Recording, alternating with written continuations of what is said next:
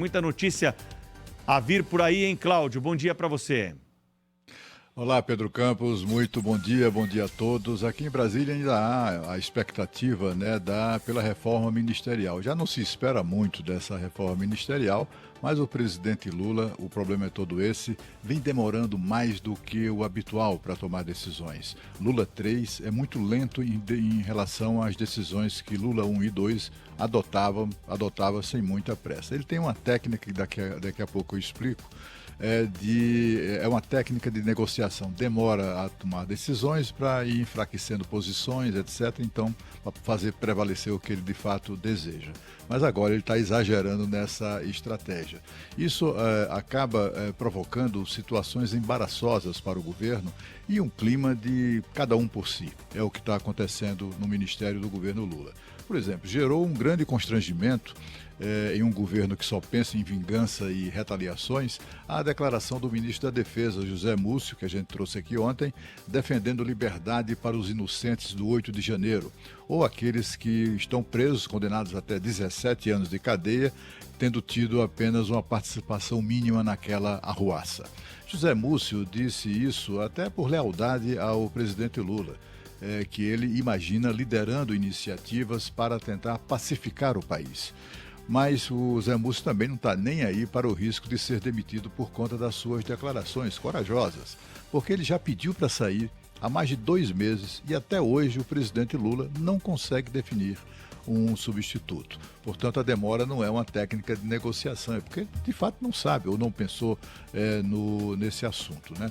Mas uma das maiores saias justas dos últimos dias no Ministério foi o caso da ministra de Ciência e Tecnologia e Inovação, Luciana Santos, que é filiada ao PCdoB.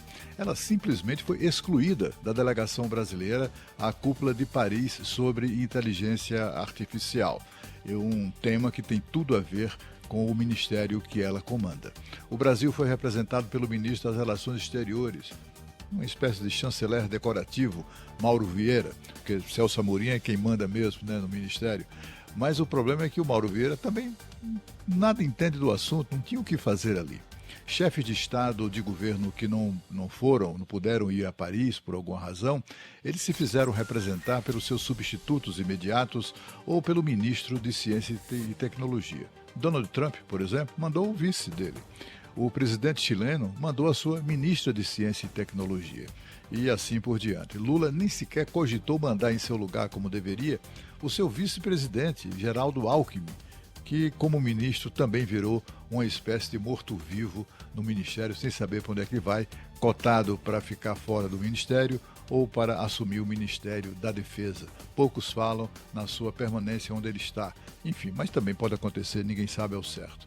A ministra de Ciência e Tecnologia, por sua vez, ela se submete a esse tipo de humilhação, de ser excluída da participação pelo Brasil de um evento internacional ligado à sua área de atuação, porque, na verdade, ela tem esperança de sobrar para ela, né, o Ministério da Mulher, cuja titular também tem sido alvo de denúncias e também está prevista a sua substituição nessa reforma que tanto se espera. A ministra da Mulher tem sido alvo de denúncias de assédio moral gravíssimas e está ali meio também sem saber o que é que vai, para onde é que vai. No Ministério ela não fica mais, esse é o consenso aqui em Brasília.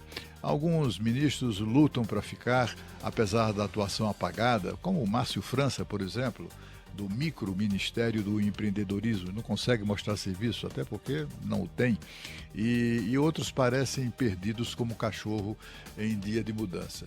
Você vê que ontem, por exemplo, o ministro-chefe da articulação política do governo anda tão desarticulado que ele quase ficou de fora da reunião do ministro da Fazenda, Fernando Haddad, com o presidente do Senado, na residência oficial do presidente do Senado. Foi uma coisa meio de última hora, senão ele quase fica de fora, o ministro da articulação política, o que mostra como o governo Lula está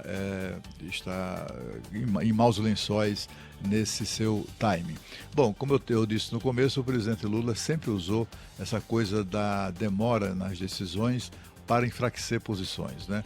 Certa vez o ex-presidente José Sarney me contou uma história muito interessante. No primeiro governo Lula, por exemplo, Lula tinha recebido o apoio do Sarney, um apoio que foi decisivo, né? Alguns políticos mais conservadores apoiaram a candidatura de Lula e aquilo foi decisivo na sua vitória, na sua primeira vitória para presidente. E logo ele chamou, na composição, quando ele estava fazendo a composição do governo, ele convidou o José Sarney para apresentar suas sugestões, indicações, etc.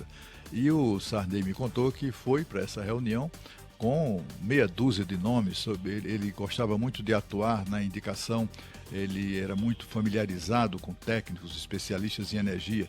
Então ele pegou uma lista ali de meia dúzia de nomes para as estatais de energia, Eletronorte, Eletrobras, etc, etc. E ele estava cheio de moral, né? E aí o tempo foi passando, ele lá na sala de espera, e o tempo foi passando, e tome cafezinho, tome água, aí chegava um, chegava o outro, chegava o Zé Disseu, chegava outro ministro, e ficavam ali fazendo salamaleques e nada de o presidente Lula chamar o Sarney para conversar. Horas depois, o Sarney disse, olha, já está naquela altura, eu ficaria satisfeito com uma diretoriazinha lá da Eletronorte, já estava bom demais, nem precisava os presidentes. Então, assim, quando o Lula recebeu o Sarney já tinha as expectativas muito reduzidas, digamos assim, para a ocupação de espaços políticos no governo. Esse é o Lula. Ele é uma técnica de negociação, essa demora. Mas agora, no atual governo, a demora tem sido demais e isso tem prejudicado a administração, prejudicado, em última análise, o próprio país. Agora nós voltamos a São Paulo com Thaís Freitas. Muito bom dia, Thaís. Bom dia, Cláudio Humberto. Bom dia a todos que estão conosco.